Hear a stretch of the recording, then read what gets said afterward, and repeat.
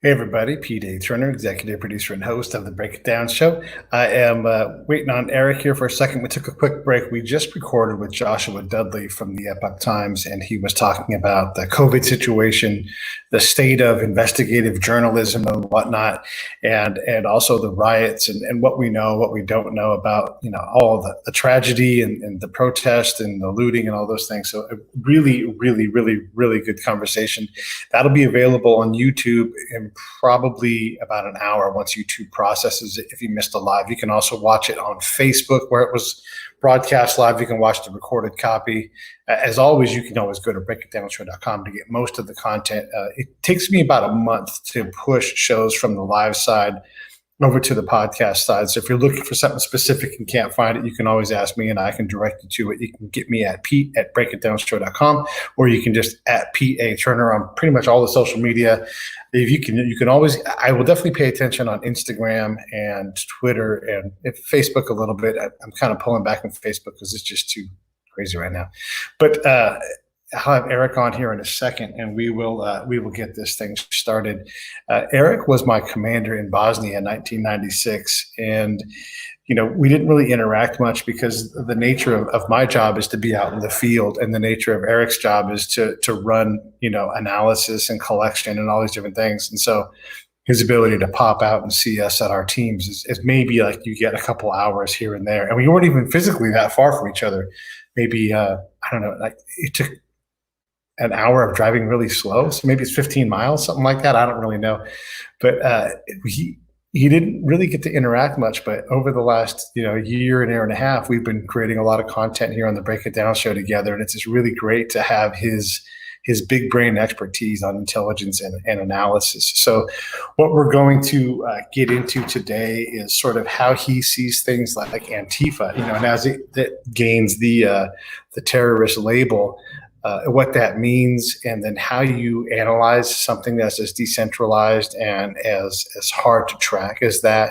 But also, looking at COVID and how, from an intel perspective, how you look at the data and the research to try to understand, what is happening in terms of how it spreads, but also how it started, the origins, and what's truth and what's not truth. And a couple of weeks back, Mike Pompeo, the Secretary of State, said that intel suggested that it wasn't just a wet market outbreak, and Joshua Phillip definitely echoed that and said that that's what they had found too. So in a moment or two here, we'll have Erik pop into the screen, but I always want to take a chance to check in with you all. Being able to talk is it's really neat to be able to share that. By the way, big news, Dan White, who's a dear friend of mine and a friend of the show, his brother was arrested, early 2019 in Iran for, among other things, offending the Ayatollah and posting pictures of his Iranian girlfriend online. And he was doing this in Iran. And so they arrested him and found him guilty and threw him in jail. And so he's been there for quite some time. And we did a show on that. I can link that in a little bit. But just today, this morning, we broke it here at the Break It Down show. He was released in Switzerland. So he was in Switzerland getting treatment for his cancer, and probably also because Iran has had such a problem with COVID. Anyhow, he was released, and we're going to find out more details as they come. But man, it's incredible that he got out and has a chance at however much life he's got left, because he was really sick. It's good that he's free now and able to get with his family and figure out what's next for him in life. So as soon as we are able, we'll be able to, if not talk to Michael, we'll be able to talk to Dan for sure. And Erik is back now. So Erik, will you give us our intro when you get a second? Hey, this is Erik Kleinsmith. Yeah. Watching the Break It Down show. This is Erik Kleinsmith, and you're watching the Break It Down show. I've been running my yap for the last few minutes, just kind of talking about, our experience in Bosnia. And it's just remarkable to me, man, that we get to do this. I love the heck out of it. And you continue to look, it's not a surprise. Your peers have said the same thing. You got a giant brain, but you continue to make me just go, God damn, you did that too. Like, you just have done so many incredible things. I'm so honored to know you, and I wish we had more time in the Army together to really have had a chance to do things, but we also were busy doing other things. It's such a treat, though. I love it. It's just, it's what's interesting is we had a family friend who's a Vietnam veteran. He's retired full bird colonel, Joint Chiefs of Staff, but have just been a friend of our family for years. And the guy was one of the first Intel operators in Vietnam. Right when Intel was just declared a branch, and we were sitting around just swapping stories the other night. He passed away a few years ago, but he finally just stopped and goes, "Man, you did a lot of stuff." And it's not that, it's finally at the point that it hit me. It's like, well, you don't think of it that way. It's just you think of like what I kept thinking about. It's like, man, I really got to work with a lot of cool people. I really got to work with some really great, operators and analysts and commanders and, and things like that. And so that's what I see it more as, the success is the quality of your journey, not the end point. So. Yeah, but your journey is exciting. I mean, among other things, you discovered Al-Qaeda before 9/11. You uncovered who D.B. Cooper was. Right. Come on. That's just like two things. Every time you talk, I'm like, you did that? Yeah, and I don't want to spill the beans, but we're on another cold case that's just as poignant as D.B. Cooper, and we got a fantastic lead. And just earlier this week, we found a really good piece of evidence for it. And it's just, again, it's part of it is is some of the different events are linked to each other. And so the guy that I testified with for the Able Danger operation in 2005, he's a DC lawyer. He was representing the other members of our team who were still part of DOD, and therefore were not allowed to testify when him and I went up together. We had contact over the years, and he introduced me. And no, I'm sorry, I was introduced independently to the Tom Colbert, the gentleman we had on earlier when we talked about D.B. Cooper, the lead of our D.B. Cooper investigative teams. It turns out he was relying upon the same lawyer for his DC work, and so we got to work with. And the lawyer's name is Mark Zaid. And as soon as I say that name, it's folks who follow the news and see the news find it's like, well, this guy is also the Ukrainian whistleblower's lawyer. And it's like, yeah, absolutely right. And so, one of the things that I didn't see eye to eye with him on any of that, but it still doesn't mean he's not my friend. I mean, that's just the way it is. And so there's. You find linkages, and you find, I guess you want to call it the small worldisms. My wife's tired of me coming home. She's like, yeah, I just ran this guy that knows this guy that knows this guy. She's like, you say that all the time. It's not it's the same thing over and over. Yeah. I mean, you didn't know it, but after we returned from Bosnia, went back to Germany. This was November '96. That fall. My brother was deployed to Bosnia with the Marine Corps, and he was doing they called it the PIFWIC mission, where the person's indicted for war crimes, and more formally known as the snatch and grab mission of finding some of these guys and taking them, bringing them to justice. And in fact, we sent a couple of our agents. I had to detail a couple of them to that operation while we were still in Germany. Bob Thomas was on that one. He was out of your field office. And my brother goes down to Tuzla, and he goes, yeah, I'm sitting in a meeting, and somebody's just looking at me strange from across the table. And he's just looking at me and looking at me. And finally at the end of the meeting, he goes, when did you join the Marine Corps? He's like, years ago. He's like, yeah, I just saw you in an Army uniform last year. He's like, no, it's my brother. It's just that, then I get a call. It's like, hey, do you know this guy? Yeah. Like, well, what do you think? And so we've vetted different people for each other over the years. So that's funny. I had a similar experience. I was just outside I was in Baghdad, but just outside of the Green Zone, just to the east, just south of Sadr City. And I'd done a lot of work there with the 82nd. And there's an up and coming major who kept getting jobs above his rank, and he was really just killing it. And then those guys rotated back, and then he came back, and he was on the commanding general staff. And so he sees me as they come through a briefing. He's like, wait, are you still here? And I'm like, yeah. He's like, you have to tell me what's going on, and like, but it's so crazy how those things work out. I wanted to look into the intel analysis part of your brain and look at some of these problems with current events and how we define more. We just had a great conversation. I just really love that one with Joshua Dudley, and I did too. how he approaches things, because I hate when people dismiss someone who's clearly an expert, and all you got to do is listen to that guy talk. You don't kind of agree with him, but he's an expert. this Antifa thing, if they are designated, and I've heard people who aren't Intel people talk about this, but if they Right. are designated as a terrorist group, what does that mean? And then how do we crack the nut? Because they say they're uncrackable. Well, I guess, first thing I did when, Antifa has been around for a few years, and the first distinction that I drew, and I put this in a chapter of my book on threat profiling, and it's not criminal profiling like a serial profiling a killer, or it's not, and it's much different, and it's obviously not racial profiling because that's just ridiculous from a moral standpoint and analytical standpoint. So threat profiling is just a way to analyze an entire group, and you break it down into 8 categories. And one of those categories is just the motivations, the goals, and objectives of the group. Now, motivations is an individual quality, whereas goals and objectives they can be stated or non-stated, but your objectives are the small goals that you have to achieve in order to fill your overall the overall goal of a group. And the overall goal of the group is the whole reason why it exists. When you look at, the first thing I saw was detractors saying, well, you can't designate these guys as a group because they're not a group, it's a movement. And if movement's and that is absolutely false. Okay. And we've tracked, there's other groups. When Al-Qaeda was crushed with the initial invasion of Afghanistan and operations in the Middle East and Yemen and Iraq, they turned into a very desegregated, very independent, you want to call it a movement organization, where each cell operated independently, and they really only needed to, before 9/11, they were selecting targets. Osama bin Laden himself was doing target selection, his being the key decision maker.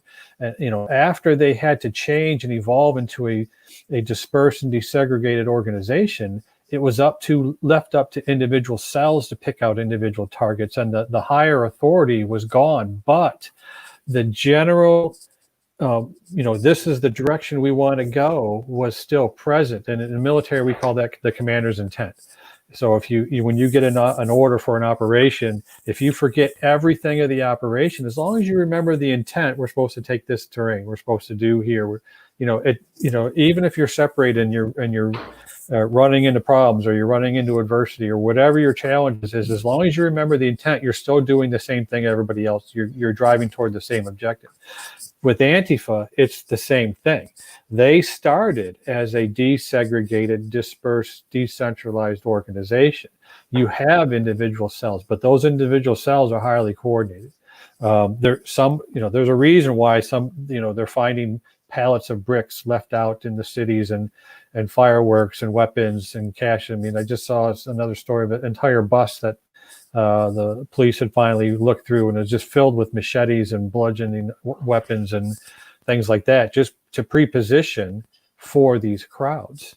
And so it's not beyond. Now, again, Antifa is not the only group out there. But I mean, there's even right-wing extremist groups. There's been reports of white supremacists or the Boogaloo Boys, or whatever you want to call them. But by and large, Antifa is the most sophisticated, most present, and really has the largest backing. You're looking at, I would say, if you just had to put a number on, I'd say Antifa is about 90% of what you're seeing. But you can't say that they're exclusive. A key way to understand their goals and objectives is read their own material. Go to their own websites. They broadcast it. They even have their own 10 steps, 10 directives on how you're supposed to behave. As long as you have that, and as long as you have a motivation, and as long as you have black clothes, you're in. That there's no entry point. There's no screening method. So the problem is you're getting folks that are going off the reservation. Your independent operations. You're going to see different problems, but tie these guys into to tie them into an organization.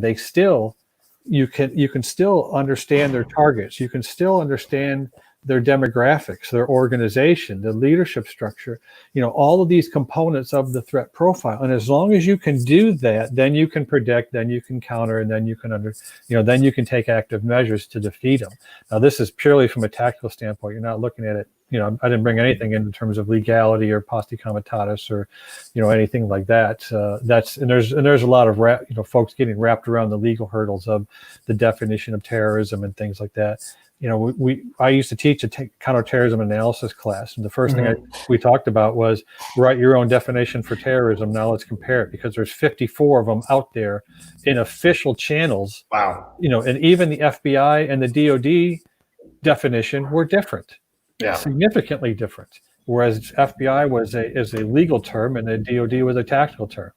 And so, once you combine the two, then we kind of get a general idea. And that's folks that are splitting hairs over the definition of terrorism. It's not agreed upon. Every country, even again, it has their own definition. So it's a little bit different there. And I think we should all agree that it's a problem. I mean, a group, absolutely. I mean, just because you call yourself anti-fascist, it doesn't mean that you're not a fascist. I mean, that's like the drunk guy say he's not drunk. I'm not drunk. It's the drunkest guy in the bar. Right. Well, that's and that's this is kind of what we were talking about with Joshua earlier, and that this is the article I put together for later. This should come out later this week. But one of the things that you're looking at is, yes, you have three. This is a toxic mix right now of three different factions, and to understand what's going on, the problem with watching the media or watching the news, your normal news sources, is you're getting anecdotal on the scene reports of rioting. And you're getting bits and pieces, and then you're getting analysis based upon bits and pieces from the media, and it's not accurate. It's just not there. So you have to kind of step back and take a holistic approach and say, what are we looking at? What's the main side of the problem that we're dealing with here? And so the first set is the totally legitimate part is the protesters and demonstrators. By and large, 90% of them are peaceful. They're angry. They're upset. And for whatever.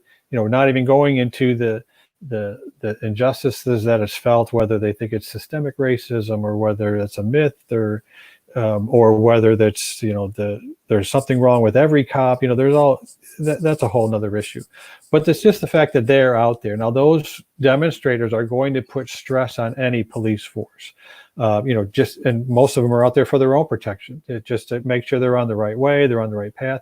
And that's when, you're seeing live video of police talking to protesters, sympathizing with them, taking the knee with them to show them that, look, we're in solidarity with you. So so you have the law enforcement of a given city that's under that kind of stress. More so if the police are the target of their anger, that makes the stress there even further. Now add in a criminal element and the looters and folks that are taking advantage of that. As soon as a criminal element, whether it's just a band of kids or whatever, 8 people in a van driving around New York or whatever the tactic is, that looting is not going to happen until they get the perception that the protests and their presence and something else has overwhelmed the ability for law enforcement to do their job, to maintain law and order. And great example of that is a hurricane. After a hurricane, where you see massive looting, or a blackout, or you see massive looting. Well, the hurricane has overwhelmed the police's ability to normally do their job and be where they need to be.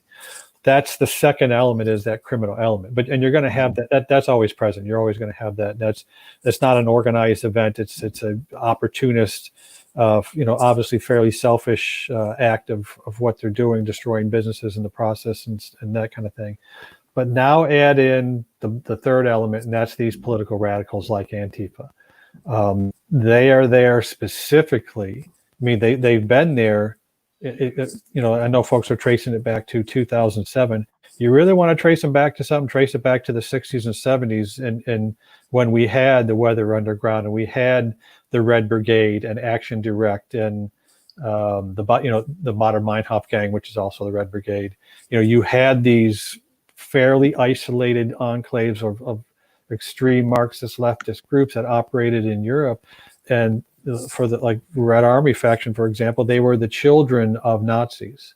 So they were second generation. So they were had revolted, and they were therefore anti-fascists. Because they were taking actions from that standpoint. But they were not anarchists. They were specifically to overthrow if anarchy is a means to the end. So when you see folks out there rioting, they say, well, we're, putting the anarchist symbol out there for the teens that are looting and causing destruction today. That anarchy symbol is more a symbol of chaos that is required in order to overthrow. It's not necessarily like this is the end, the end state where we just want to have our total anarchy. No, we want to impose our own views. We need anarchy to do that. So that's, when you look at these groups, that's really, this is now a toxic mix of these three groups. And so you have your political radicals that are taking advantage of both the peaceful protesters and taking advantage of the looters and the criminal elements that are flowing through at the same time. If you just had criminal elements and the protesters, you're just going to have looting. When you add in the political radicals, now you have destruction of property, destruction of police stations, and now you also have attacks on both the police and attacks on private citizens trying to defend themselves. And that's what that political, as soon as you see that in there, that's what you should be expecting from an analytical standpoint. So as soon as you see a political radical group show up, expect these attacks to be well organized and directed toward a specific target set, and that's authority and from a person, personally or from a facility standpoint. It strikes me a little bit odd that the protest object is police action, and to peacefully protest, you need police there to protect you from. Right. So it's very weird, man. But that's the best part of that story, because that's the most heartening things that you can read and see this week are citizens that are angry and protesting are allying themselves with the police because they understand that not every police officer is racist. It's 99.95% of them are not. They're just trying to do their job. Many of them are minority. Many of them are, female or whatever.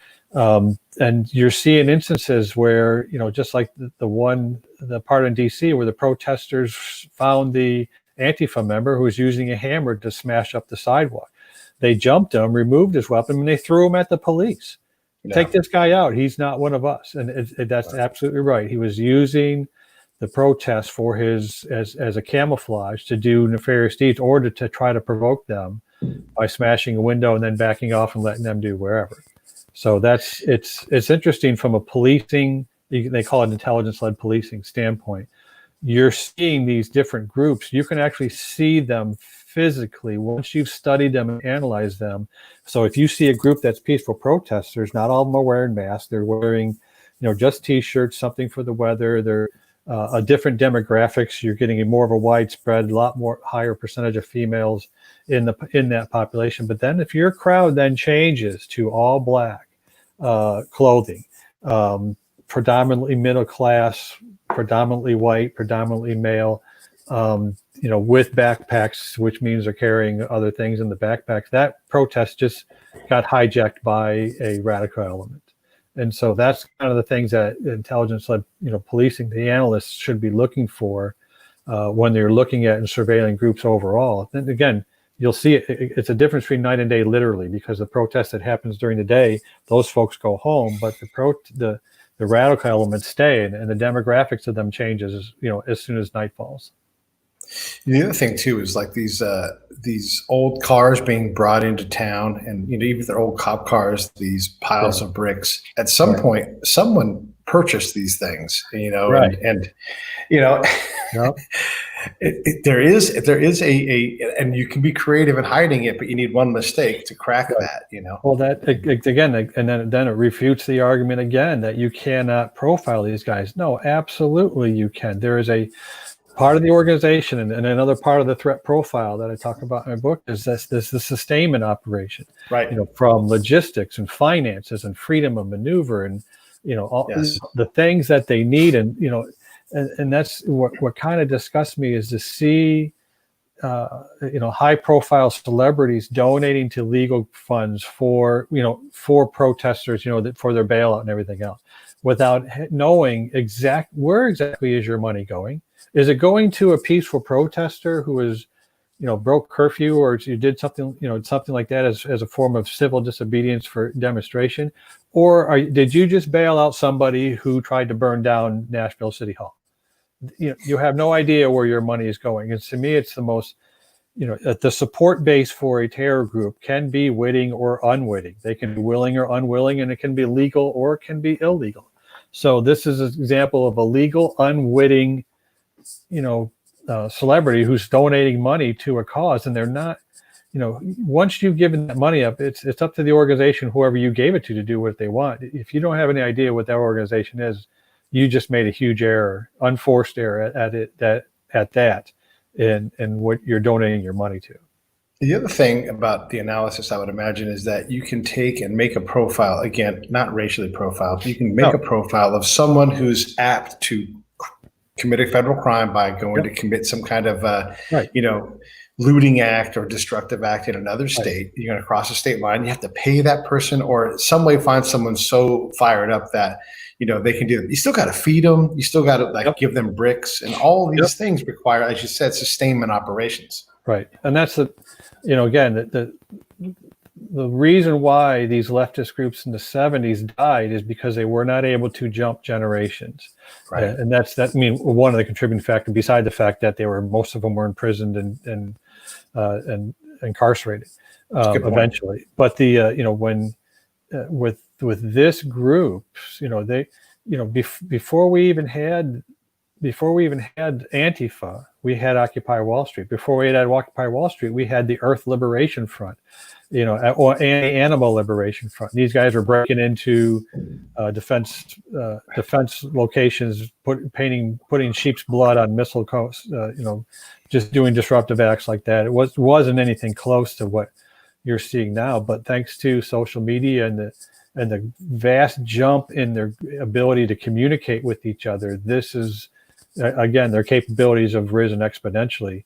Again, you're seeing the similar demographics that are in this group, like I just described. That there's a certain age that is going to be out there, trying to bang with the police and trying to do whatever they can to loot and destroy. You're not seeing 40 to 50-year-olds do that. Right. You'll see them out there for the protests, but then when you see that the older folks, and the only folks that are left are those who are still got vim and vigor and want to run a gun, you're going to see that change. Again, all of that can be analyzed, and therefore all of it can be predicted, and therefore all of it can be countered.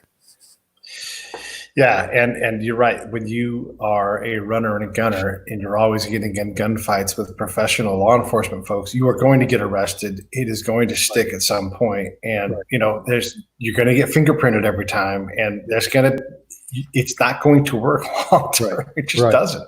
Right. Now, here's one of the problems that they're going to run into, and this is down the line, weeks and years from now, is they're going to have to take a look at who is filling the ranks. Where are they getting their people from?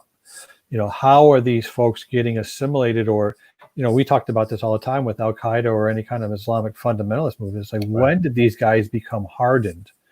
And for the 9/11 hijackers, at least the core pilots that lived in Germany at the time, they became hardened while they were, not while they're in the Middle East, but once they had moved to the West and were appalled by the Western, they called it Western decadence, or, the open society, and it was so uncomfortable to them, they became hardened while they're at, college and universities, and like Muhammad Atta in particular in Hamburg University.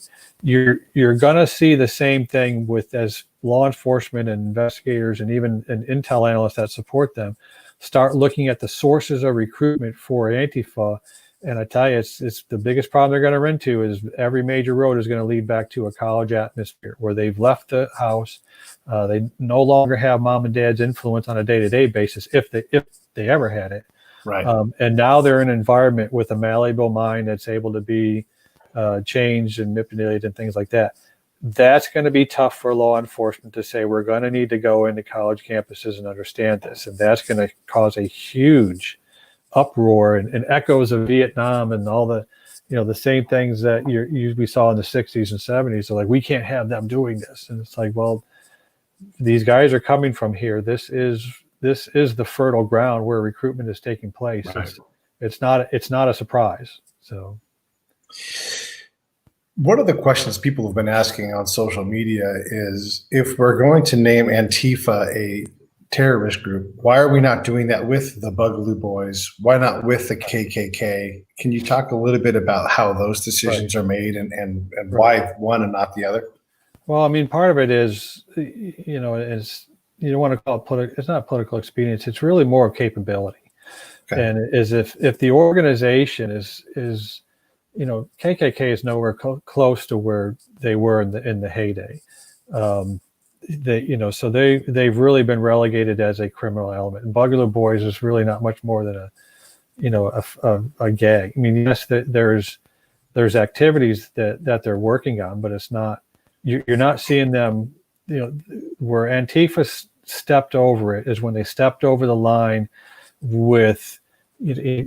And I don't want to go so far as saying open insurrection, but with this event, this steps over the line to the point where they're not just an organization that is there for movement. They are there for, you know, they've been conducting an open violence in 30 cities. You know, you see the criteria changes, like as they've risen to that level of being designated a terrorist organization. Again, you can profile the Boogaloo Boys, you can profile the KKK. A lot of folks don't know this, but the KKK stands for the Greek word for circle, and which is kuklos. And so after the American Civil War in Tennessee, there were several Civil War Confederate veterans that started as almost a benign veteran organization with just a handful of folks. Once they discovered that they could discovered that they could do a lot of their acts riding through the city with hoods on and causing hell and mayhem, you know, they started drawing in more, almost immediately started drawing in radical elements. And so you can't say, well, no, KKK started as an innocent organization. Yeah, for maybe a handful of folks, but as soon as it got with more radical elements into it, it's been like that ever since. In fact, there's a Confederate cavalry commander, Nathan Bedford Forrest, who's always been associated as one of the founding members of the KKK. He dropped out after he saw how radical it had been and how radical it had gotten right from the start. And it was almost from that point on, they've had a sorry history throughout, as a blight on our American history through the rest of the time. Antifa may have started as just a bunch of folks who were disaffected talking with each other, and it's you have to look at their history in terms of how did they get into the point where they became so hardened. This past couple of days became one of their catalysts that says we now have the ability, because of these nationwide protests and the looting that's going on, we now have the ability, and we have the right environment because we've overwhelmed the police. We can now target them, and we can now do the things and move forward with what we want to do. That's where it becomes, you've just stepped over the line there.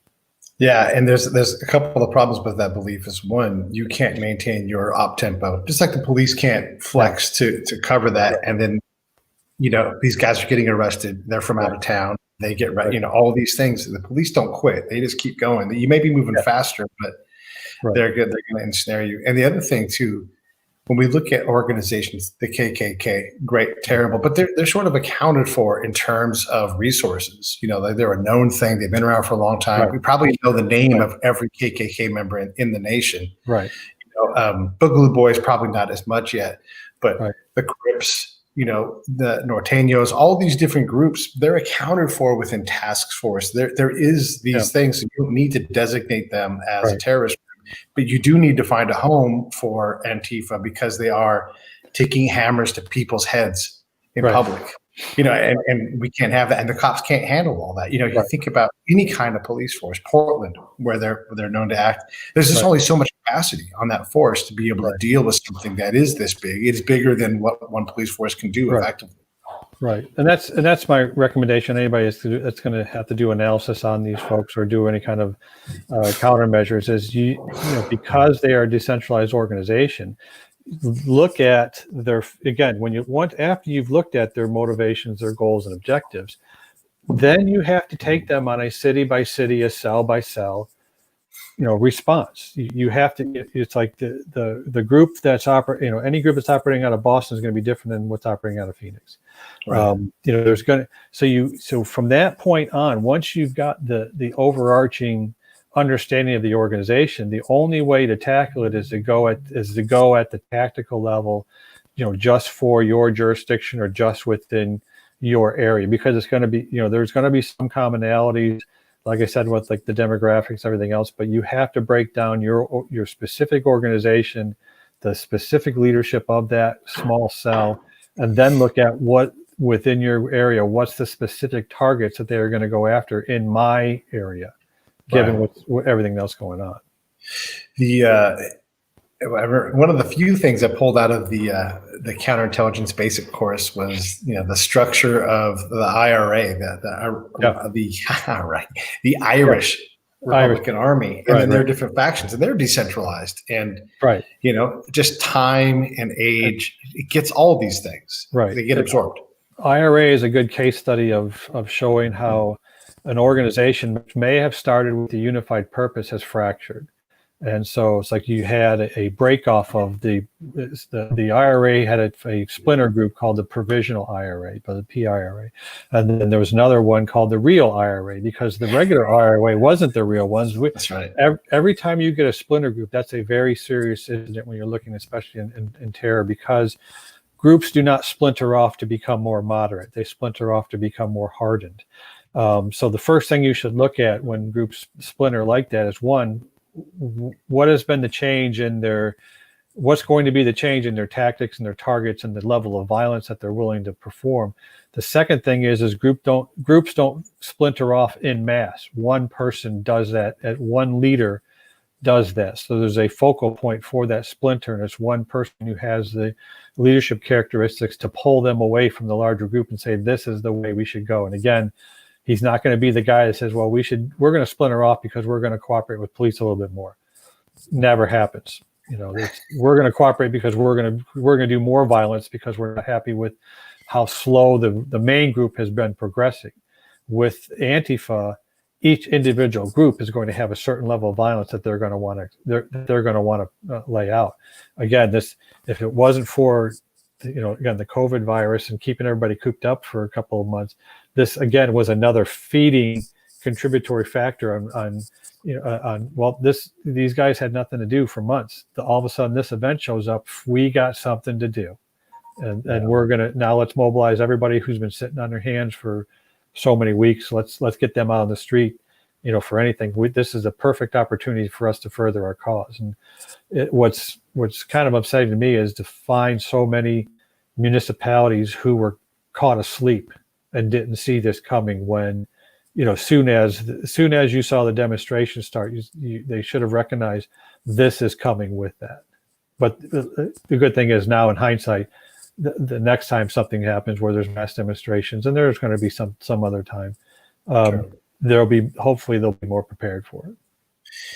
The thing I wanted to ask you about was COVID, and it's such a big thing because it's global. What aspect of it do you want to talk about? What's fascinating to you in terms of, from the point of view of how you look at problems? My big thing when I looked at the whole COVID pandemic was how poorly and again, from an intel analytical standpoint, and I did an entire webinar for another group, AFCEA, it was an hour long, that walked through, was just how bad the models were. And again, it's part of it's not really their fault because we've not really had precedents to draw from. Folks that do earthquake predictions and hurricanes and things like that had more empirical data to rely off of than we had for COVID models. And so, like, one of the most significant models at the very beginning was the IHME, the Institute of Health and Metrics and Evaluation. I can't remember the exact, but out of the University of Washington. They were using, because there was no data to extrapolate from, the only data that they were using was how the virus was spreading and propagating in China, and then in the first European cities in northern Italy and a couple other places. It was not translatable to how we run our society in the US. And so they were predicting these massive, number of casualties, and we planned off of that. We shut things down because of that, and the same thing with Niall Ferguson out of the UK. It's just like initially they were calling for 2.2 million deaths for this thing. And then all of a sudden it's like, well, we were wrong. And just decision makers from the president on down to, your local school boards, like, look, we made a ton of decisions that affected people's lives financially off of your bad models. And so that was one of my biggest concerns, and I wrote 2 articles about it to take a look at. You need to really critically look at some of these models, and just because somebody says they're a doctor or scientist does not mean they understand the data that they're looking at in context with everything else. That's part that frustrated me as an Intel guy. It's like we were picked apart all the time, and deserved, and we needed to be, and we deserve. We picked each other apart. But folks were taking some of these scientific models and some of these scientists, they throw them up in the air. It's like, well, this is gospel. No, you have to take, critically look at what's the purpose of this model. What's the data that's going in it? If it's relying upon data reporting from China, it's crap, because we know they lied. We know they continue to lie, and they're going to lie about lying. And yet you're building a model off of that and saying that this is how it's going to work within the U.S. That was one of the biggest problems I had. Speaking of China lying, we just had Joshua Phillip on the show talking about this, but the thoughts on Mike Pompeo's statements about what the intel community was indicating in terms of the origin and how China handled this thing. Right. What are your thoughts? I'm not asking you to necessarily make an opinion about it, but what are your thoughts on the validity of what he's saying and seeing? Because I don't trust China. I don't trust communist governments in general. Yeah. So, well, what do you think? Right. And that's what we were talking about earlier. Is like we started in 1999, 2000. Again, another thing that I was involved with, but we were doing technology protection to show Department of Defense, because we were the first DoD data mining operation that was successful in its history. And this was while I was at the Land Information Warfare activity, working in the basement INSCOM headquarters. We were able to show how our technology was being stolen, through both colleges and universities that were doing the research, and then through partnerships with multinational corporations. I mean, one of the places we looked at, and this was for a particular technology, is we looked at the metallurgy department of graduate students at Stanford University. At the time, I think they had a list, they had up on their website. These are our graduate teachers assistants, folks that are part of this lab. 19 of them were Chinese nationals. One of them was a Russian, and he committed suicide partway through the academic year. That was the lab that was doing the experiments on these diamond, the technology we had picked, which was called diamond-like coating. And so it's like we're protecting all this information and classifying it. These guys are stealing it before it's classified. That's where the problem is.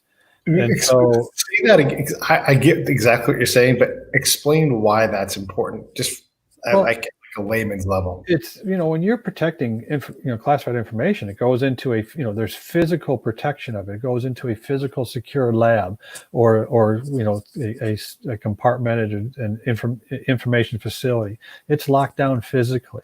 The personnel are under scrutiny that have to work with it. But when you have it out there in the open and you're just doing the basic scientific research on it, there hardly any protections are on that, because it's, as an academic, as in Western academics, the sharing of information is more important than anything. It's just our culture. So it's a great vulnerability in terms of how we do this kind of research. And so it's like, look, I don't have to break into this facility. I don't have to hack into the network. I don't have to recruit agents to go steal it.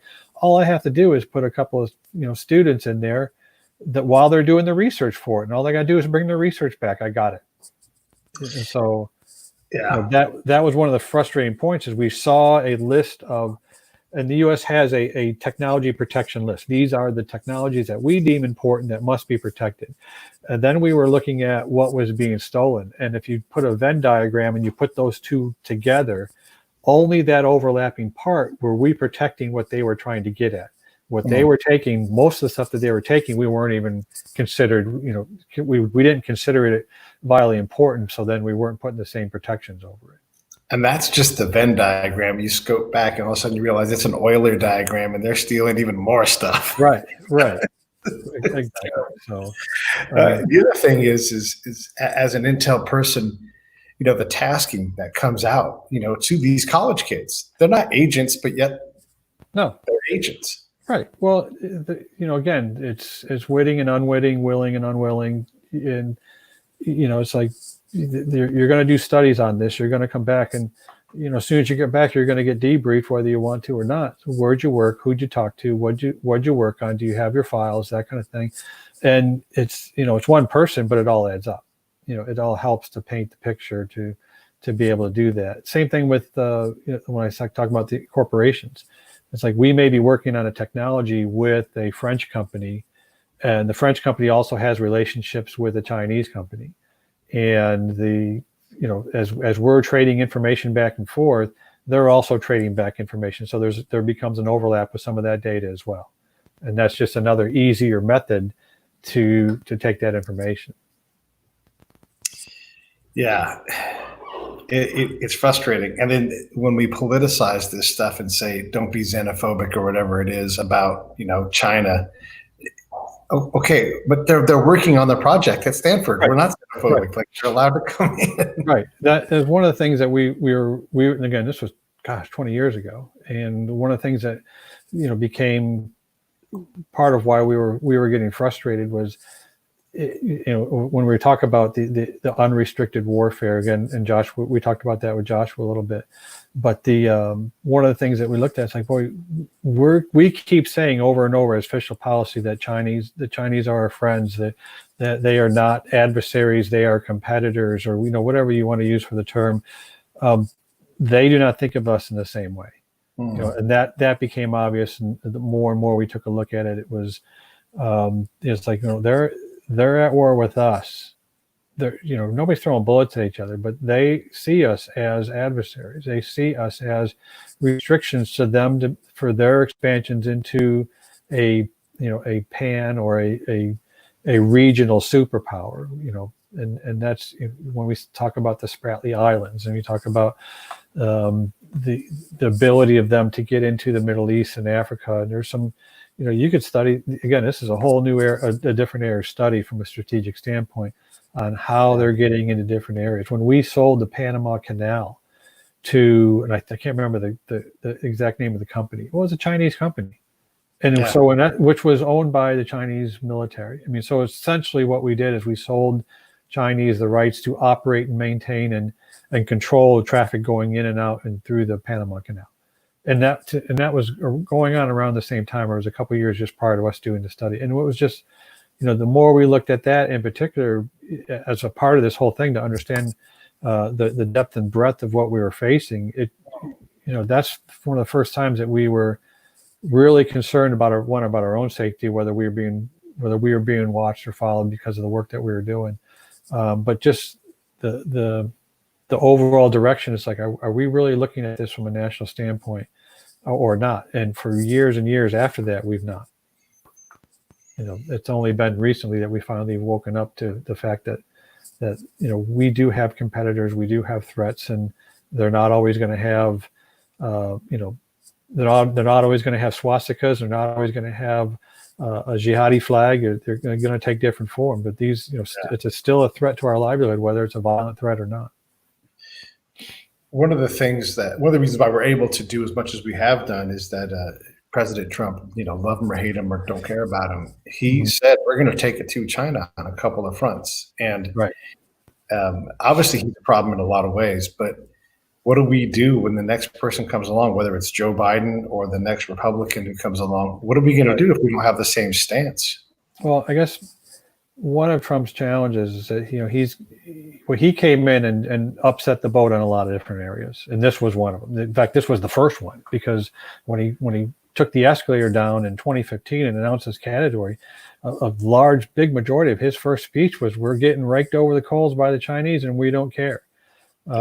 His issue now, whether he's got less than a year to do it or whether he's got 4 more years to do it, is he has to have that legacy built into I guess built into the new version of the swamp or the new version of government that says, do we have people that will continue this, or will we have folks that are going to roll over as soon as I'm gone? To say it's like, well, Trump's gone, we don't got to worry about the Chinese anymore. That doesn't work like that. Yeah. Is there someone on the Republican side of things that you think can handle that job? I'm gonna stay away from that one. As I try to remain as apolitical as possible. But yeah, that's fine. There's again, there's folks. There's got to be folks in both parties that have had somewhat of an awakening, or at least an awareness that says, not just because Trump says it doesn't mean, you're going to treat it with skepticism, but hopefully you're seeing the same thing that we were seeing 20 years ago. It's like, you know what, he's onto something. He's absolutely right in terms of this, or in terms of this, or something like that. So this whole COVID thing, to realize that like 90% of our vaccines were made in China, and that's a serious consideration no matter what party you're in, and the decoupling of our supply chain from China is a significant piece. And I know the Chinese they've got to be extremely concerned about that, but that's a big piece of our own national security, is to achieve some independence, or at least diversify it with other countries that are not will not be as adversarial to us on a drop of the hat. And that's why Mexico is happy, Vietnam is happy, Brazil is happy. All these other countries are already signaling, bring your business to us. We'd be happy to work with you.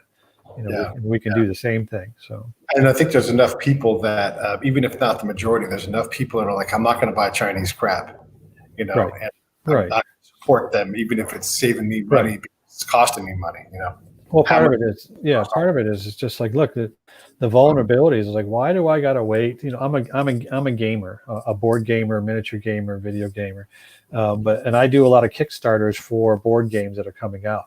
Almost all of them have to be made in China. They have to be either printed or assembled or whatever in China, and so there's always that portion of, why am I waiting on this thing to come from a boat when it's a Polish studio that designed the game, to put the game together?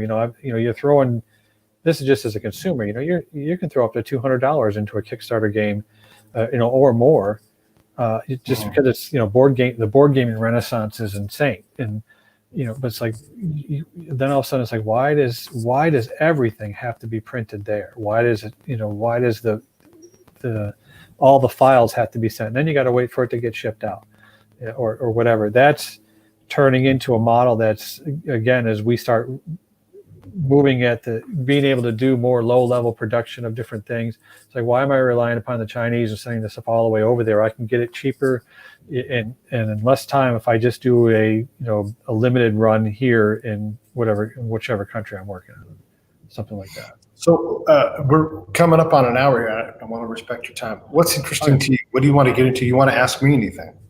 No, I appreciate you bringing me on. I'm just completely happy. I still got to get you a copy of my book.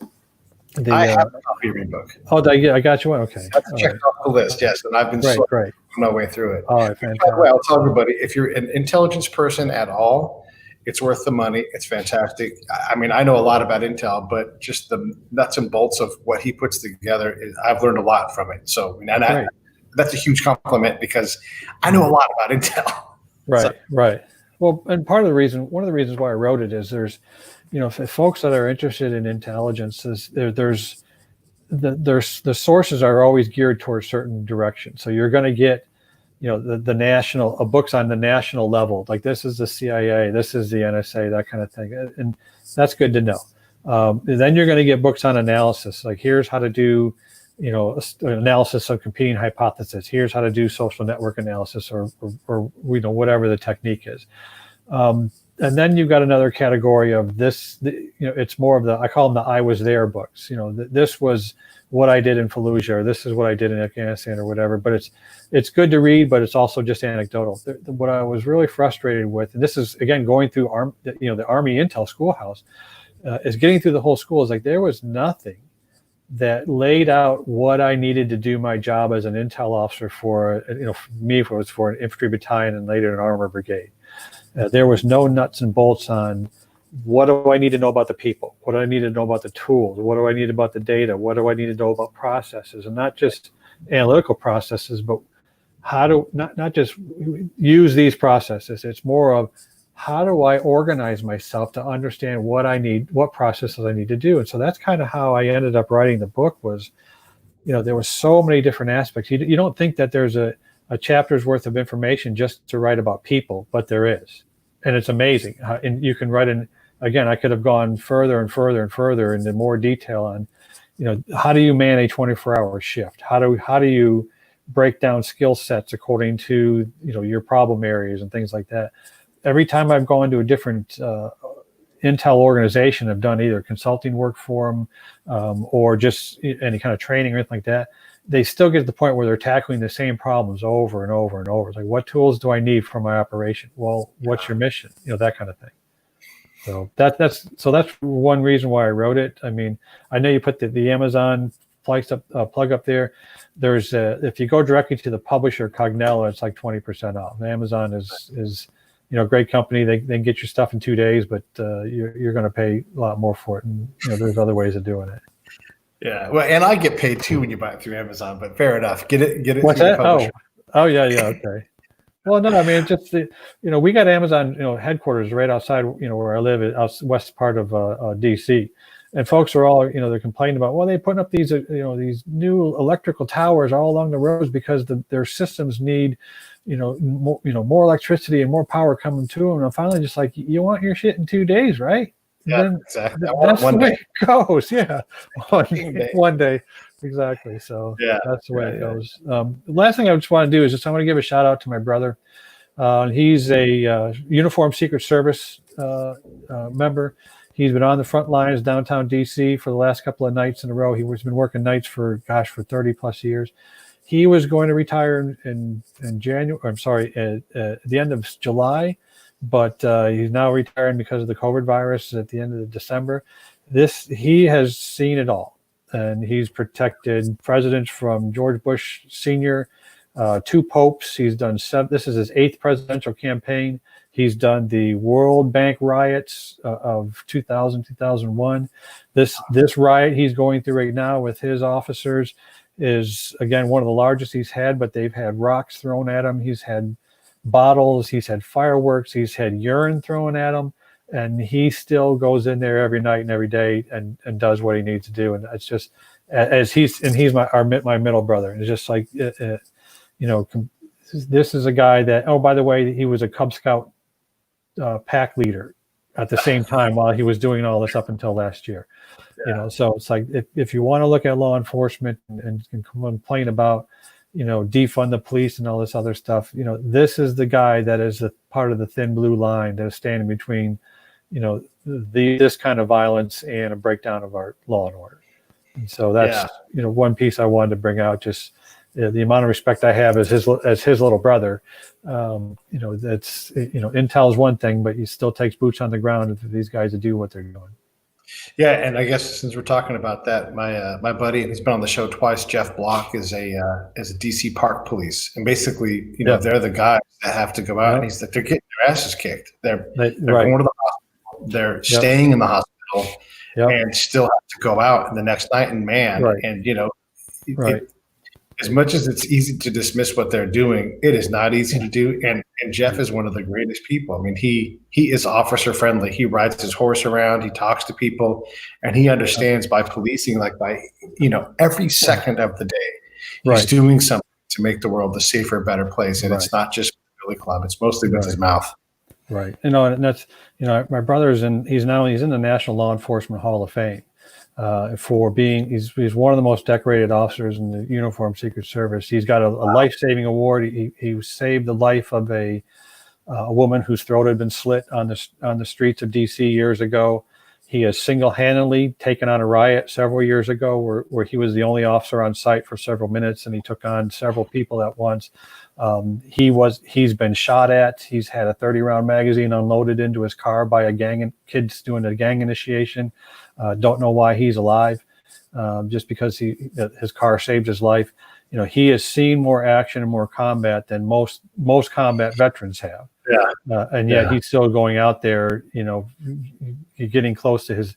I don't want to call it. He's in the Danny Glover stage of his police work, but where he's got too old for this shit. But he still goes out there every night and he does that, and that's the most respected piece that you can have out of all this. Is these, I think law enforcement overall is, you're going to have continued concentration on the worst of the worst figures, as we've seen in Minneapolis.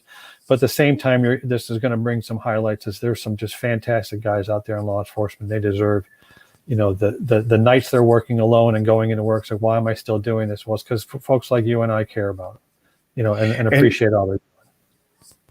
Tragedy is tragedy, but there are 200 million-ish police, patrols a year. 200 million. Right. It's remarkable how successful we are at keeping the peace. Can we improve? Of course, but we can't lose sight of that. Yeah, there's some really great people out there. And when your brother's willing to, let's have him on the show. Let's have him talk. He's not going to talk till he's retired. Yeah, I understood that. Secret Service doesn't. They got a code of silence. I hear more stories that would burn your ears, but we don't. He doesn't talk about that. Just like former military, you shouldn't be voicing your political opinions while you're active duty or even you're retired. So once he's done and freed up to talk, it'd be a good conversation, because those guys don't get the light shown on them enough. They're just invisible, and that's cool. All right, well, listen, I appreciate you. Thank you so much. Let's do another one soon. I'm excited to hear about your new discovery with your latest cold case. And once we can come forward on that, it's going to be about a month. I'll be able to talk about that. So perfect. All right, well, stand by. I'm going to sign off. Hold on. All right, cool.